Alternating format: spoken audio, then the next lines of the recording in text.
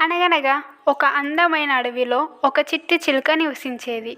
అది ఎంతో సంతోషంగా ఆడుకుంటూ చెట్లపైననే ఉండేది. అదే అడవిలో ఒక చిన్న జింక నివసించేది. అది కింద ఉన్న పండ్లు, ఆహారం తింటూ తన కాలాన్ని గడిపేది. అలా ఉండగా చిలుక మరియు జింక చాలా మంచి స్నేహితులు. ఒకరికి ఒకరు సహాయం చేస్తూ ఉండేవి. అలా గడుస్తుండగా ఒకరోజు జింక కాలు పొదల్లో చిక్కుకుంది. అది కదలలేని పరిస్థితి.